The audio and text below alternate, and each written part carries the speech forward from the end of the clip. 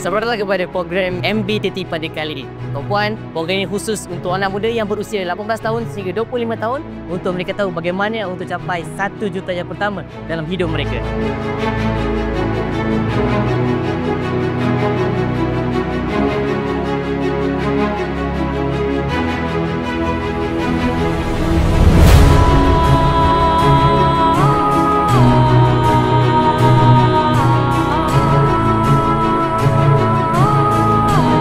Kenaikan gaji fresh grad tak sampai 100%.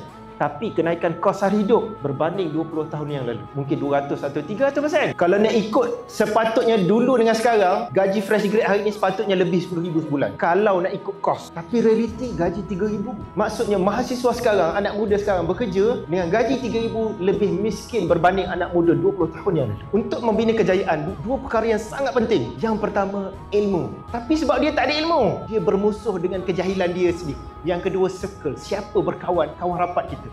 Tuan Azizia Ali, pakar kewangan sebut, berkawan dengan 5 jutawan. Kita jutawan yang ke-6. Tapi ikon dalam apprentice ni bukan 5 adik-adik. Ramai.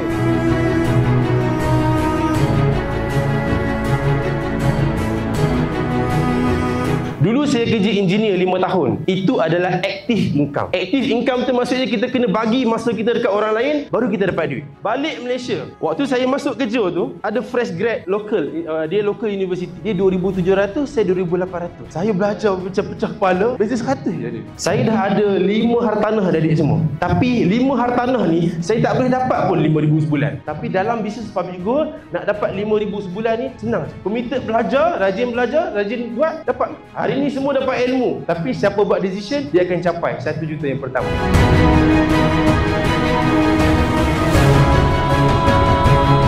Kemudian pergi travel, nak travel mana-mana mudah. Bisnes tetap jalan. Sebab apa? Kena ada internet dan juga phone sahaja. Kita tak perlu nak deliver stok emas. Tak perlu. Kita ada banyak masa dengan family, dengan orang yang kita sayang lah. Saya decide untuk buat bisnes Public Gold betul-betul. Saya all out buat bisnes Public Gold betul-betul sebab saya dah percaya bisnes Public Gold ini bisnes yang real, bukan bisnes scam adik-adik. Jadi income pertama saya dengan bisnes Public Gold adalah sekitar 100 lebih. Kemudian selepas 6 bulan saya capai income pertama, my 5-figure income bersama Public Gold.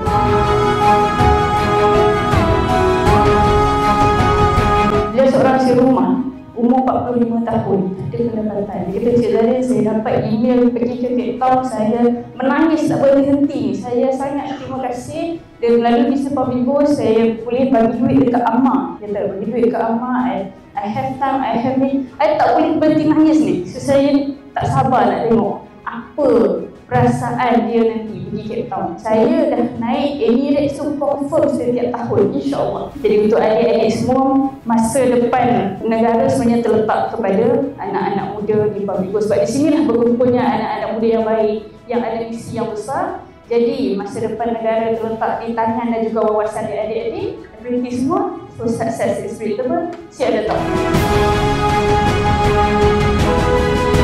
Jadi saya ambil tanggungjawab ni untuk saya yang ke depan, untuk saya jadi kaya. Tuan Azhar pesan apa? Kalau kita nak tunggu abang kita kaya, abang kita pun tunggu kita kaya sebenarnya. Jadi siapa nak kaya dulu? Jangan bergantung kepada ahli keluarga adik-adik untuk mereka jadi kaya. Jangan. Kita yang kena ke depan untuk kita membina kekayaan supaya kita boleh bantu keseluruhan ahli keluarga kita. Boleh? Kalau kita pilih untuk senang sekarang, one day kita akan struggle. Dengan betul-betul, quotes yang mentor sering tekankan adalah miskin di usia muda adalah pengalaman yang sangat mahal, tapi miskin di usia tua itu adalah penjara kehidupan.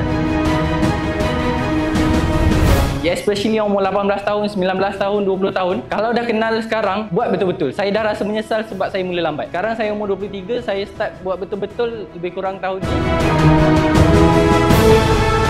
Saya buat decision untuk buat betul-betul, hadir semua training, mula serius buat dekat TikTok tu everyday, post everyday. Sebab kalau kita nak dapat kejayaan yang cepat, kita kena buat dengan konsisten. Sebab konsisten adalah kunci kejayaan yang sebenarnya. Banyak peluang yang ada dalam bisnes Public Gold ni, yang barisan-barisan speaker kita tadi, ikon-ikon anak muda tadi dah share. Public Gold bukan saja sharekan tentang simpanan emas saja, tapi boleh mengubah kehidupan kita.